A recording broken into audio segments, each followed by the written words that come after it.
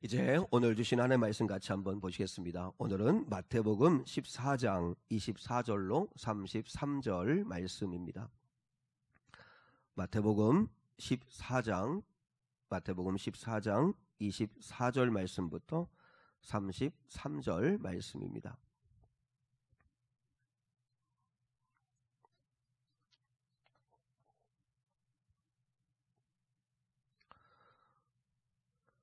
한 절씩 하나님 말씀을 받들어 읽겠습니다. 배가 이미 육지에서 술이나 떠나서 바람이 거스름으로 물결로 말미암아 고난을 당하더라. 밤 사경에 예수께서 바다 위로 걸어서 제자들에게 오시니 제자들이 그가 바다 위로 걸어오심을 보고 놀라 유령이라 하며 무서워하여 소리 지르거늘 예수께서 즉시 이르시되 안심하라 나니 두려워하지 말라. 베드로가 대답하여 이르되 주여 만일 주님이시거든 나를 명하사 물 위로 오라 하소서 하니 오라 하시니 베드로가 배에서 내려 물 위로 걸어서 예수께로 가되 바람을 보고 무서워 빠져가는지라 소리질러 이르되 주여 나를 구원하소서 하니 예수께서 즉시 손을 내밀어 그를 붙잡으시며 이르시되 믿음이 작은 자여 왜 의심하였느냐 하시고 배에 함께 오름에 바람이 그치는지라. 배에 있는 사람들이 예수께 절하며 이르되 진실로 하나님의 아들이로소이다 하더라. 아멘. 미션 임파서블 물 위를 걸으라 하는 제목 가지고 함께 말씀을 나누겠습니다. 지난 주일에 두 가지 질문을 우리가 함께 생각해 봤습니다. 주님의 말씀에 순종하고 믿음으로 순종하고 그리고 갔는데 왜 풍랑을 만났는가? 또 하나는 왜 예수님께서 빨리 오셔서 구해주지 않으시고 지체하셨는가? 두 가지의 그 질문을 가지고 우리가 함께 나누었고 그것은 믿음을 키워주시기 위한 주님의 계획이셨다 하는 이야기를 나누었습니다. 결국은 마태복음 14장 33절 그러니까 그 오병이어 사건이 있고 난 뒤에 물 위를 이렇게 걸어오시는 주님의 이 사건의 이야기는 마태, 마가, 요한복음에 기록되어 있는데 제자들의 결론이 이렇게 믿음에 이르게 되었다라고 이렇게 밝혀주고 있는 건 마태복음입니다. 결국은 주님께서 믿음으로 순종했음에도 불구하고 풍랑을 만나는 이유, 또 풍랑 속에서도 하나님께서 또 우리 주님께서 기다리게 하시고 지체하셨던 이유는 이 믿음에 이르게 하시기 위함이었다 하는 거죠. 자, 우리 33절 같이 한번 읽겠습니다. 시작. 배에 있는 사람들이 예수께 절하며 이르되 진실로 하나님의 아들이로소이다 하더라. 이 믿음을 갖게 하시려고 하심이었다는 거죠. 사실 이 믿음을 갖고 산다는 건 얼마나 큰 복을 받는 것인지 모릅니다. 하나님이 여러분 이 땅에 교회를 다니고 교회를 출석하고 있는 사람들 가운데서도 진실로 이분이 하나님의 아들이다. 이 사실을 모르고 신앙생활하는 사람들 많습니다. 귀로는 알고 지식으로는 알아도 근데 정말 실제로 알아서 예수를 나의 구원자로 예수를 나의 삶의 주인으로 그분을 기쁘시게 하는 삶, 그분과 동행하는 삶을 힘쓰는 성도들이 얼마나 될까 하는 생각을 하게 됩니다. 주님은 할 수만 있으면 우리가 진실로 하나님의 아들이었습니다. 당신이 하나님의 아들이십니다. 당신이 메시아이십니다. 당신이 내 삶의 주인이십니다. 라고 하는 믿음을 갖고 그 주님과 동행하는 삶을 살기를 우리 주님이 원하신다 하는 것입니다. 그리고 오늘 이 시간에는 풍랑을 허락하신 또 한 가지의 이유를 우리가 생각하기를 원합니다. 마가복음과 요한복음에는 없는 이야기가 마태복음에는 한 이야기가 끼어 있습니다. 마태의 저술 이렇게 방법을 보면 어떤 한 가지의 주제를 쭉 이야기하다가 갑자기 생뚱맞게 어떤 한 가지 다른 이야기를 이렇게 끼워 넣는 식의 방식을 많이 취하는데 오늘 본문도 특히 그런 경우입니다. 이제 마태가 이렇게 풍랑을 만나서 주님이 물 위를 걸어오셔서 이제 배에 오르셨다고 그렇게 마가복음과 요한복음에는 기록되어 있는데 그 사이에 베드로가 물 위를 걸었던 이야기를 끼워 놓았습니다. 그런 이야기도 있었는데 그래서 주님께서 우리에게 풍랑을 허락하시는 이유 가운데 또 하나가 뭐냐면 배에서 나와서 물 위를 걸어보라 하는 도전을 주신다는 거죠. 배에서 나와서 물 위를 걸어보라 하는 도전을 주신다는 것입니다. 자, 이제 주제의 말씀을 접근하기 위해서 첫 번째 생각하기를 원하는 건 풍랑을 대하는 제자들의 태도가 어땠는가 하는 거죠. 셋으로 나눌 수 있습니다. 물론 이건 이걸 이렇게 딱딱 끊어서 구별할 수는 없지만, 첫 번째는 두려움에 사로잡힌 제자들의 모습을 봅니다. 자, 우리 본문 26절 같이 한번 봅니다. 시작.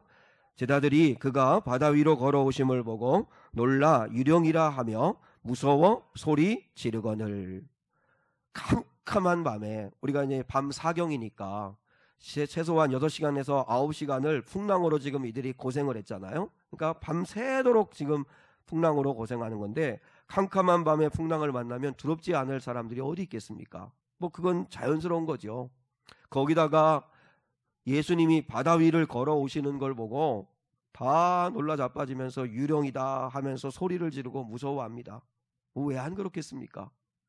두려워하고 무서워하고 염려하는 제자의 모습을 우리가 보게 된다 하는 것입니다. 또 이런 제자들도 있을 거라고 우리가 충분히 생각할 수 있죠. 왜냐하면 예수님의 제자들 가운데 6제자가 대략 어부 출신입니다. 이 정도 풍랑은 나도 많이 경험해 봤어. 그래서 이 풍랑을 만났지만 자신들의 노하우, 경험, 열심, 노력으로 이 풍랑을 극복해 보려고 안간힘을 썼던 제자들도 아마 있었을 거라고 생각합니다. 그러다가 이제는 지치고 지쳐서 이제는 체념하고 두려움에 빠진 그런 제자들의 모습도 있었을 거라고 생각합니다. 사람의 힘으로 어떻게든지 해결해 보려고 안간힘을 써보는 거죠. 그리고 세 번째 한 제자의 모습은 베드로가 보인 반응입니다. 풍랑을 만났지만, 풍랑이 두렵기는 하지만, 그러나 주님의 권능을 체험하는 기회로 삼았다는 거죠. 풍랑을 만났지만 물 위를 걷는 모험을 감행하는 제자가 있었다는 것이죠. 주님께서 오늘 마태를 통해서 이 이야기를 끼워 넣고, 그리고 베드로를 향해서 물 위를 오라 이렇게 말씀하시는 건 단순하게 그냥 하나의 옛날의 에피소드를 소개하려고 하는 것이 아니라, 물론 이게 영적인 의미로 우리가 받아들여야 되지만, 그러나 우리에게도 도전을 해주시는 거죠. 자, 새 제자들의 모습이 우리 안에 다 있습니다. 우리가 어떤 풍랑 인생을 살아갈 때 풍랑을 만나면, 불교에서는 마치 인생을 고해와 같다, 그죠? 고통스러운 바다를 항해하는 것 같다라고 이야기할 만큼, 그렇게 인생을 살아가다 보면 풍랑을 만납니다. 풍랑 만나면 두렵죠, 무섭죠. 이러다 망할까봐, 죽을까봐 염려되고 두렵습니다. 당연히 그런 마음 듭니다. 또 거기 가만히 있지 않고 자신의 노력으로 어떻게든지 극복해 보려고 안간힘을 씁니다. 힘 있는 사람, 해결할 만한 사람을 붙들기도 합니다. 사람을 의지해 보기도 하고, 아무튼 최선을 다해서 노력을 합니다. 근데 거기에만 머물러 있지를 말고 우리 주님은 베드로처럼 바다 위를 걸어서 주님께로 오는 그런 도전과 기회로 삼는 그런 은혜의 제자들이 되기를 원하신다는 거죠. 물 위를 걸어오는 주님을 보고 유령이라 하면서 다 놀라 소리를 칩니다. 그때에 주님이 그 놀란 자들을 안심시키기 위해서 안심하라, 나다, 두려워하지 말라, 그렇게 이야기합니다. 물 위를 걸어오시는 분이 유령이 아니라 바로 주님이라는 사실을 안 베드로는 가만히 있지 않죠. 그래서 베드로가 소리칩니다. 주여, 만일 주님이시거든 나를 명하사 물 위를 오라 하소서. 그때 주님께서 말씀하십니다. 29절입니다. 29절 같이 한번 읽겠습니다. 시작. 오라 하시니 베드로가 배에서 내려 물 위로 걸어서 예수께로 가되. 놀라운 광경이 펼쳐진 거죠. 참 대책 없는 사람들이죠.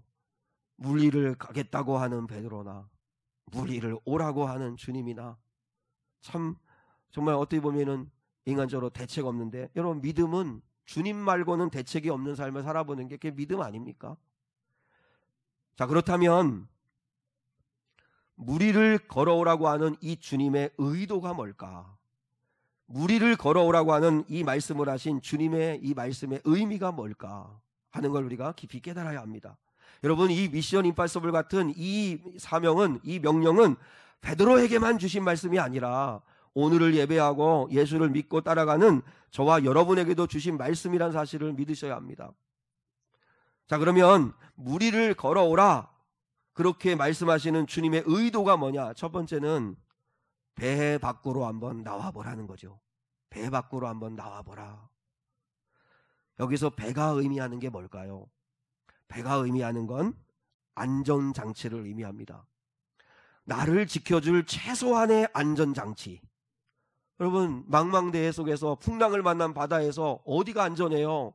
어디에 있어야 돼요? 배 안에 있어야 되죠. 배 안에. 그나마 자기를 지켜주는 거, 그게 배 아니죠. 그러니까 배를 의지하는 거죠.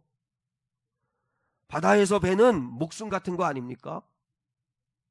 이거 없으면 죽을 것 같은, 이거 없으면 불안해서 어쩔 수 없이 붙들고 있는 여러분의 신념일 수도 있고, 여러분이 어떤 의지하는 어떤 세상의 어떤 것일 수도 있지만, 그게 나를 지켜주는 거라고 생각하고 붙들고 있는 거, 그게 나에게 배죠. 배.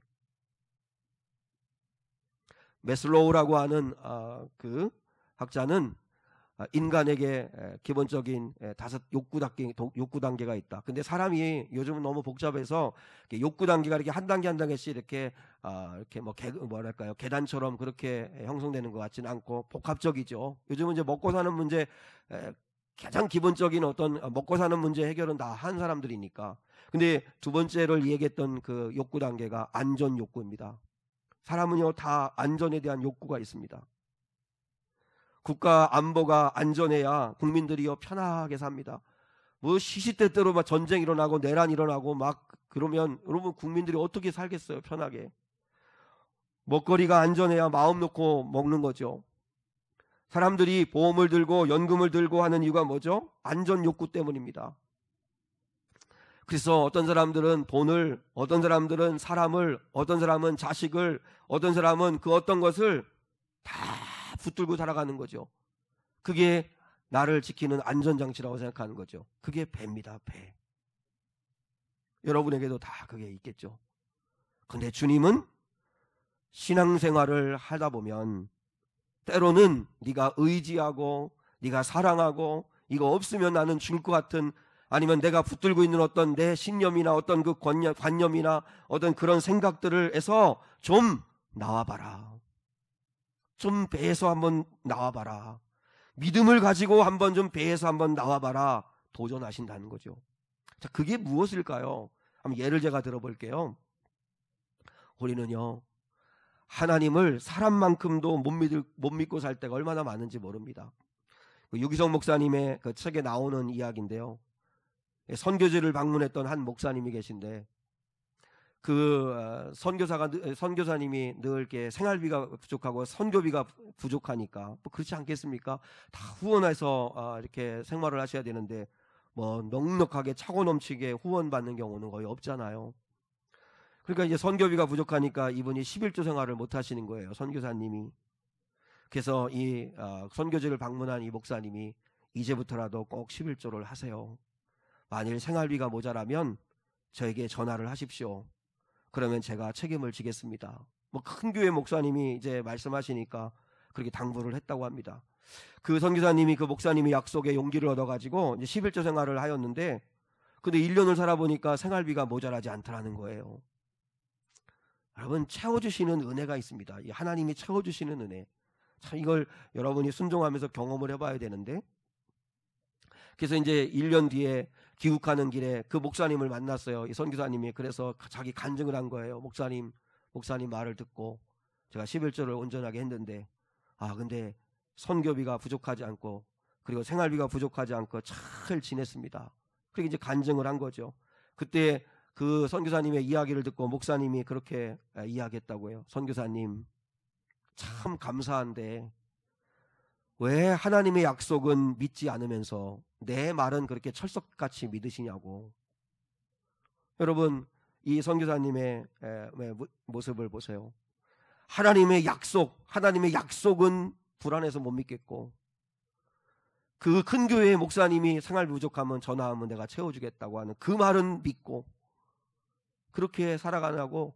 그러니까 그 큰 교회 목사님의 그 약속이 내가 나를 지켜주는 배라고 생각하는 거죠. 그래서 배에서 한 번도 나와보지를 못하고 하나님 말씀에 순종해보지 못하고 사람의 말만 믿고 살아가는 모습, 그게 배 안에 있는 모습이라는 거죠. 한 목사님이 개척교회 부흥회를 인도하셨답니다. 마지막 날 새벽 예배를 이렇게 드리는데 이게 강대상에 1,000만 원이 든 통장이 헌금으로 올라와 있더라는 거예요. 그래서 그렇게 보니까 드린 분이 그 교회 담임 목사님이셨대요. 이제 이 담임 목사님은 너무 어릴 때부터 어렵게 힘들게 가난하게 살아오다 보니까 급할 때 꼭 필요할 때 그때 쓰려고 사모님도 모르게 돈을 조금씩 억적같이 모으셨다는 거예요. 우리 집사람이 가끔 가다가 당신도 좀 억적같이 모아가지고 서프라이즈를 한번 해보라는데 난 모은 돈이 하나도 없어요. 너무 투명해요. 이 목사님 어떻게 모았나 모르겠어요. 아무튼 정말 억적같이 모으고 모아서 1,000만 원을 모아놓고 그걸 붙들고 있었는데, 근데 이제 부흥회 하는 동안에 내가 하나님을 붙들고 사는 게 아니라 이 1,000만 원이 든 현금 이 통장 붙들고 살았구나. 내가 이 1,000만 원 이 통장 믿고 살았구나. 그러면서 내가 성도들한테 믿음으로 살아보라고 그렇게 이야기하고 있었구나. 그래가지고 목사님이 눈물을 흘리면서 이제 이것은 교회 빚을 갚는 데 사용하도록 하겠습니다. 그러면서 운물로 회개를 하더라는 거예요. 여러분, 우리들도 모르게 주님이 아닌 세상 것을 더 의지하고 살아갈 때가 얼마나 많은지 모릅니다. 1,000만 원이라고 하는 그 배 안에서 살아갑니다. 주님의 약속을 믿고 그 배 밖을 한번 나가봐야 되는데 도무지 두려우니까 나가지 못하고 그거 붙들고 나갈 때가 얼마나 많은지 모른다는 거죠. 여러분도 각자가 하나님의 말씀대로 믿음으로 순종하지 못하고 그저 배 안에서 그저 그게 안전하다고 생각하고 살아가는 그런 여러분의 붙들고 살아가는 게 혹시 없는가 한번 돌아보셔야 합니다. 주님이 왜 배에서 나와 무리를 걸어보라 말씀하시는가? 믿음으로 한번 배 밖으로 한번 나와보라.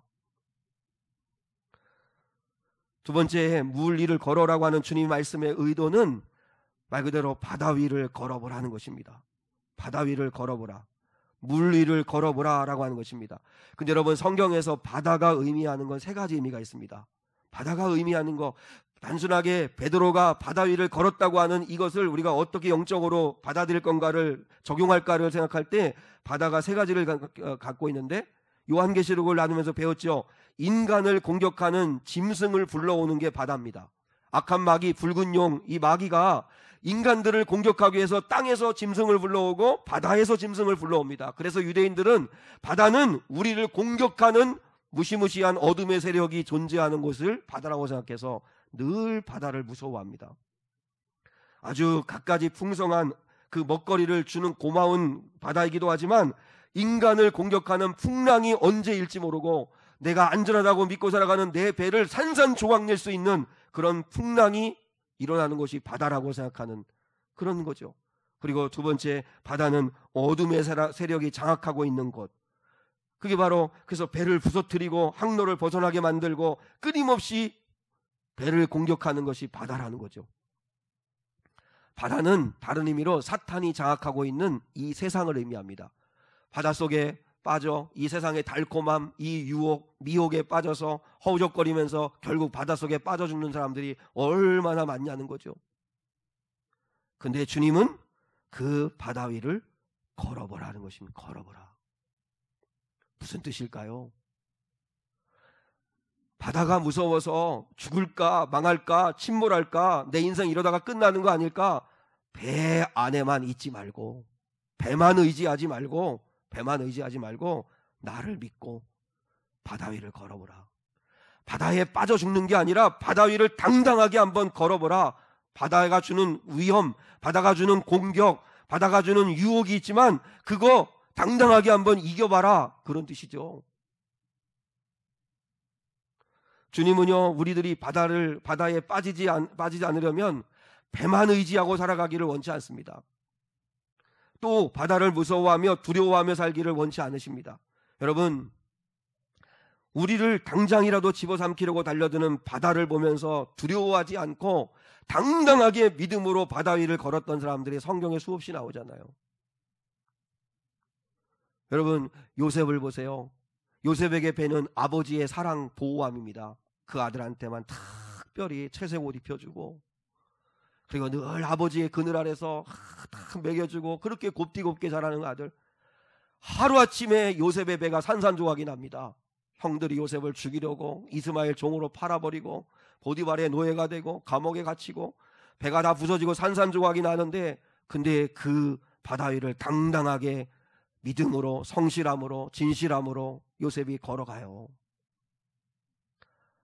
유혹에 빠졌어요? 바닷속에 빠지나요? 빠지지 않습니다. 그 몰아치는 환난과 고난 앞에서 여러분 절망하고 낙심하나요? 그렇지 않습니다. 믿음으로 뚜벅뚜벅 갑니다. 자, 오늘 제가 성경에 인용은 바울을 인용했습니다. 자, 사도행전 16장을 보십시오. 사도행전 16장 같이 한번 읽겠습니다. 22절로 24절 시작.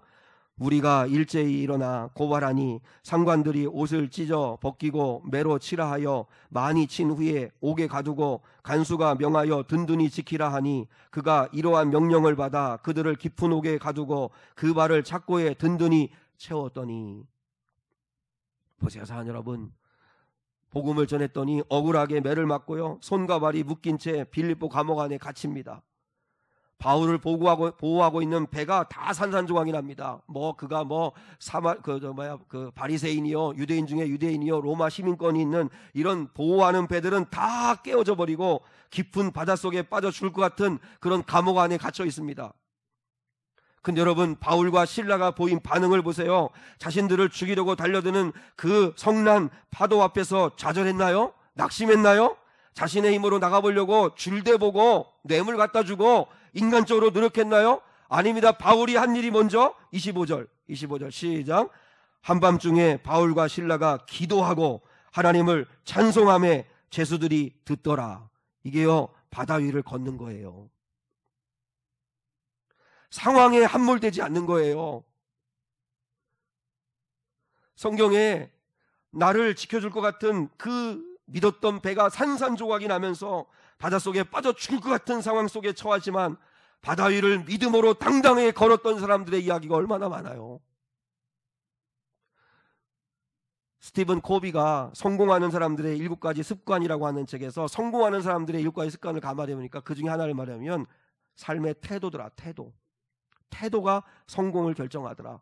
그러면서 태도의 이야기를 하면서 인생을 좌우하는 게 삶의 태도인데, 그러니까 어떤 인생에 어떤 풍랑이 오고 어떤 그 환란이 오고 어떤 문제를 만났을 때 그걸 대하는 태도, 그 기본적인 삶의 태도가 중요하더라. 근데 그러면서 누구 얘기를 하냐면 나치의 포로 수용소에서 살아남은 빅터 프랭클린이라고 하는 분의 이야기를 했습니다. 이분은 의미를 부여해서 그래서 하루하루 그 정말 생지옥 같은 곳에서 살아남으신 분인데, 매일같이 가스실로 끌려가면서 같이 함께 있었던 사람들이 죽어가는 이걸 봐요. 그러니까 사람들이요, 아비규환이에요. 언제 내가 끌려갈지 모르고. 그러니까 사람들이 이 같이 포로수용소에 잡혀있는 유대인들이 서로 절망하고 울부짖고, 그러니까 옆 사람들한테 화를 내고 죽이겠다고 싸우고 절망하고 원망하고, 정말 지옥 중에 그런 지옥이 없더라는 거예요. 그러면서 그렇게 울부짖고 원망하고 싸우는 사람들에게 빅터 프랭클이 이렇게 이야기했답니다. 여러분, 저들이 우리에게 고국을 빼앗아 갔습니다. 부모와 처자식을 다 빼앗아 갔습니다. 내 몸도 내 시간도 내 꿈도 다 빼앗아 갔습니다. 그러나 여러분, 저들이 절대로 우리에게서 뺏어갈 수 없는 것은 이 비극적인 상황에서도 우리가 어떤 결정을 할 것인가, 어떤 선택을 할 것인가, 선택할 수 있는 자유만은 절대로 저들이 빼앗아갈 수 없습니다. 여러분, 이런 절망적인 상황에서 원망하고 미워하고 서로 죽이겠다고 싸우고 낙심하고 절망해서 하루하루를 보내는 게 아니라 하나님 앞에서 우리가 어떤 삶의 태도를 선택할 건가, 그건 우리의 자유입니다. 저들이 빼앗아갈 수 없습니다. 여러분, 왜 빅터 프랭클이라고 무섭지 않았겠습니까? 우리가 이걸 경험해보지 않았으니까 모르지만 자신들 앞에 놓인 성난 파도가 왜 무섭지 않았겠습니까? 생지옥 같은 그런 곳에서 인간다움을 포기하지 아니하고 의미를 찾고 그리고 기도하고 찬송하며 하루하루를 버텨내는 삶, 그게 그가 선택한 삶의 태도였습니다. 그래서 포로수용소에서 살아남은 사람들을 보니까 의미를 찾았던 사람들은 살아남더라. 여러분, 가스실에 끌려가 죽은 사람들도 많지만요, 절망해서 죽은 사람들이 훨씬 많대요. 절망해서 죽은 사람들. 우리 주님은 바다에 함몰되지 않고 오히려 당당하게 바다 위를 걸어가는 삶을 살기를 원하시는 거죠. 그러면 세 번째, 어떻게 바다 위를 걸어갈 수 있을까? 어떻게 바다 위를 걸어갈 수 있을까? 바다 위를 걷는 방법, 첫 번째, 약속의 말씀을 받고 무리를 걸어야 한다는 것입니다. 여러분, 중요합니다. 베드로는 주님의 음성을 들었습니다. 나야 안심하라, 두려워하지 말라. 그때 베드로가 주여 주님이시거든 나를 오라 하소서, 무리를 오라 하소서. 그때 주님 뭐라 하죠? 오라 오라 하시니 베드로가 배에서 내려 무리로 걸어서 예수께로 가되. 중요한 게 뭐죠? 중요한 건 오라 하시니 베드로가 갔다. 약속의 말씀을 받고 갔다는 거죠. 약속의 말씀을 안 받고 여러분 괜히 동해바다 놀러 갔다가 내가 한번 해보리라 무리를 걸어가면 죽습니다. 중요한 건 약속의 말씀을 받았고 배 밖으로 나갔다는 거죠. 지난 주일 저녁에 최경환 목사님, 김태효 사모와 함께 식사를 했습니다. 나이가 이제 50이에요. 최경환 목사님. 그래서 진로를 고민을 하더라고요. 이제 개척도 열어놓고 주님이 인도하시면 개척이라도 할 각오를 하고 지금 부교육자로 헌신하고 있는데, 그래서 그때 제가 한 가지 제 경험이니까 조언을 했습니다. 개척을 하든 무엇을 하든 좋다, 좋은데 제일 중요한 건 최 목사님이 직접 하나님께 약속의 말씀을 받아야 한다. 사모가 받아도 안 된다. 당신이 직접 하나님을 만나셔야 된다. 하나님의 인도하심을 직접 받으셔야 된다. 반드시 하나님의 약속의 말씀을 받고 움직이셔야 된다. 여러분, 개척 자금이 없는 거, 개척 멤버가 없는 거, 그리고 지원해주는 교회가 없는 거, 그거 문제되지 않습니다. 그건 다 배입니다. 배. 내가 붙들고 있는 안전장치입니다. 개척 멤버 있고 개척 자금이 있고 그리고 또 개척해주는 지원하는 교회 있고 다 배입니다. 물론 이것들이 아무것도 아닌 건 아니지만 절대적인 건 아닙니다. 절대적인 건 뭐냐면 하나님의 약속을 받는 겁니다. 약속을 받는 거. 하나님의 약속을 받으면 저는 믿습니다. 산속에서 개척을 해도 하나님이 이끌어 가실 겁니다. 근데 약속의 말씀 없이 그저 배만 믿고 그렇게 개척을 하거나 무엇을 하면 아무리 목이 좋은 아파트 숲속에서 든든한 지원을 받으면서 개척을 해도 교회 안 됩니다. 여러분, 베드로의 행동이 무모하지 않은 건 약속의 말씀을 받고 무리를 걸었다는 것입니다. 우리가 해야 될 싸움은 이 싸움을 하셔야 됩니다. 여러분이 풍랑 만나고 내 안전한 나를 지킬 것 같은 배가 무너질 것 같고 정말 당장이라도 죽을 것 같은 그런 상황에서 여러분 하나님과 싸우셔야 합니다. 하나님을 만나는 싸움, 하나님의 약속을 받는 싸움. 이건 남이 해줄 수 없는 겁니다. 내가 해야지. 내가 약속 받아야 되고 내가 응답 받아야 되고 내가 하나님을 만나야 됩니다. 내가 기도하면 하나님은 인도하심, 보호하심, 동행하심의 은혜를 주십니다. 여러분이 기도하면 하나님이 인도하시고 보호하시고 그리고 동행해 주십니다. 우리가 힘써 구해야 할 건 하나님의 동행을 구하시면 됩니다. 하나님의 약속 믿고 움직여라. 두 번째, 무리를 걷는 방법은 주님에게서 시선을 떼지 않는 것입니다. 베드로가 주님으로부터 시선을 놓쳤을 때 즉시 물속에 빠집니다. 자, 30절 한번 볼까요? 30절 시작. 바람을 보고 무서워 빠져가는지라. 무엇을 보고 살아가는가? 여러분, 늘 바람만 보고 사는 사람도 있어요. 환경 바라보고 나한테 한 그 상처 주는 말한 사람 바라보고 늘 사람 바라보고 그 날마다 절망하고 바다에 빠지는 거죠. 우리 믿는 사람들은 믿음은 시선이라고 그러잖아요. 믿음은 시선. 누구를 바라보느냐? 주님 바라보세요. 주님. 날마다 주님 바라보셔야 합니다. 자꾸 사람 바라보고 자꾸 환경 바라보려 하면 자꾸 믿음의 고개를 들어 주를 바라보셔야 합니다. 아멘. 주를 바라보셔야 합니다. 자꾸 주님에게 시선을 놓치니까 바다에 빠집니다. 잘 걷다가 바람 바라보니까 무서워가지고 바닷속에 빠집니다. 그런데 여러분, 바닷속에 빠져도 걱정하지 마십시오. 자, 30절 31절 시작. 바람을 보고 무서워 빠져가는지라 소리질러 이르되 주여 나를 구원하소서 하니 예수께서 즉시 손을 내밀어 그를 붙잡으시며 이르시되 믿음이 작은 자여 왜 의심하였느냐. 여러분, 우리에게는 안전장치가 있습니다. 배보다도 훨씬 안전한 안전장치가 있습니다. 하나님이 나의 아버지가 되시고 그리고 구하면 건져주시는 우리 주님이 계십니다. 구하는 자에게 주님은 즉시 손을 내밀어 그를 붙들어 주십니다.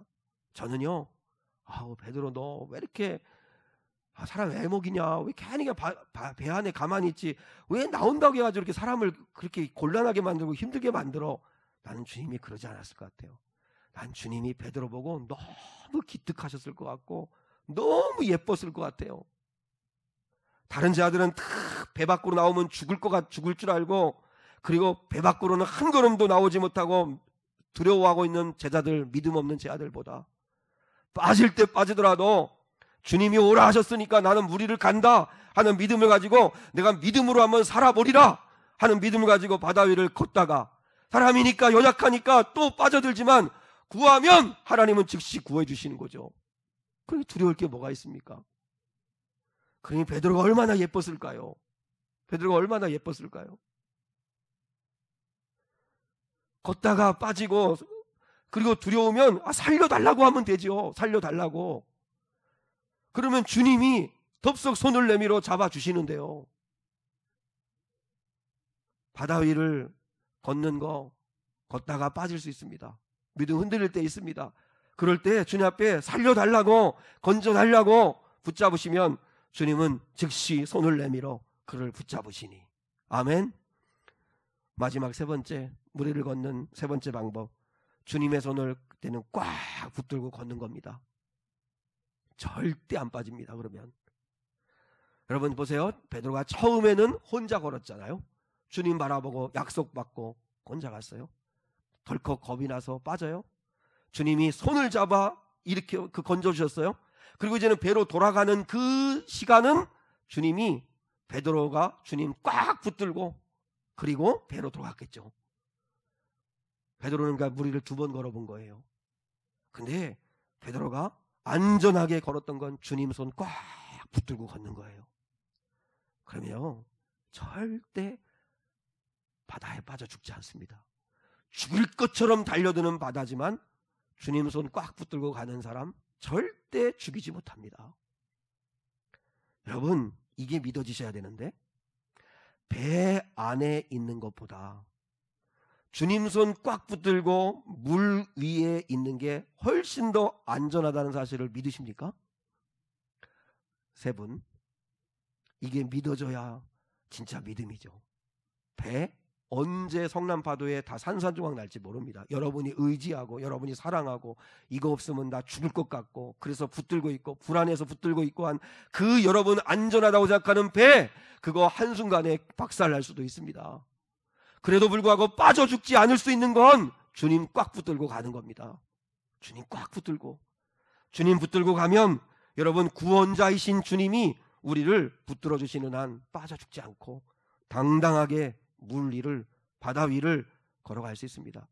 악한 마귀가, 세상이 우리를 시험하고 우리를 공격하고 바다가 우리를 빠져 죽게 만들려고 끊임없이 우리가 타고 있는 배를 공격한다 할지라도 배 안에만 갇혀 있으려고 하지 말고, 여러분 베드로처럼 주님의 약속 믿고 주님 바라보고 그리고 주님 꽉 붙들고 물 위를 한번 걸어보십시오. 환경을 한번 이겨보십시오. 그 상황을 한번 이겨보십시오. 배 꾸미고 배 크기 키우고 배 튼튼하게 만들고 하는 데만 힘쓰지 마시고 여러분 주님을 붙드는 일에 힘쓰실 수 있기를 주님의 이름으로 축복합니다. 배가 부서져도 오셔서 내 손 잡아 일으켜 구원하실 주님, 그 주님 붙들고 그 주님 의지하고 이 한 주간 동안에 바다 위를 걸어가시는 그런 저와 여러분 될 수 있기를 주 예수의 이름으로 축원합니다. 357장, 주 믿는 사람 일어나 다 힘을 합하여 이 세상 모든 마귀를 다 쳐서 멸하세. 우리 함께 357장 오늘 주신 말씀 생각하면서 믿음이 이기네, 믿음이 이기네, 주 예수를 믿음이 이기네. 주 믿는 사람 일어나 다 힘을 합하여 이 세상 모든 마귀를 다쳐서 멸하세. 저 앞에 오는 적군을 다 싸워 이겨라. 주 예수 믿는 힘으로 온 세상 이기네. 그렇습니다. 믿음이 이기네. 믿음이 이기네. 믿음이 이기네. 주 예수를 믿음이 온 세상 이기네. 온 인류 마귀 괴율로 큰 죄에 빠지니 진리로 띠를 띠고서 늘 기도 드리세. 참 믿고 나지하면서 겁없이 나갈 때 주 예수 믿는 힘으로 온 세상 이기네. 아멘. 믿음이 이기네. 믿음이 이기네. 믿음이 이기네. 주 예수를 믿음이 온 세상 이기네. 끝까지 이긴 자에게 그 옷을 입히고 또 영생 복을 주시니 참 기쁜 일일세. 이 어두운 세상 지나서 저 천성 가도록 주 예수 믿는 힘으로 온 세상 이기네. 힘주어서 믿음이 이기네. 믿음이 이기네. 믿음이 이기네. 주 예수를 믿음이 온 세상 이기네.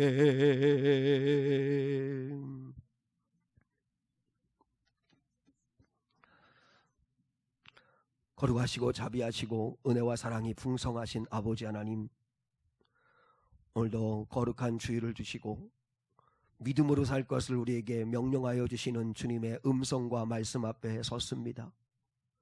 주님, 두려워 떨고 인간적으로 노력해보고 안간힘을 써보고 그러는 가운데서도 베드로는 주님이시거든 나를 오라, 무리를 걷게 하소서. 주님께서 오라 하시니 베드로가 무리를 걸어 주님께로 갔다고 말씀합니다.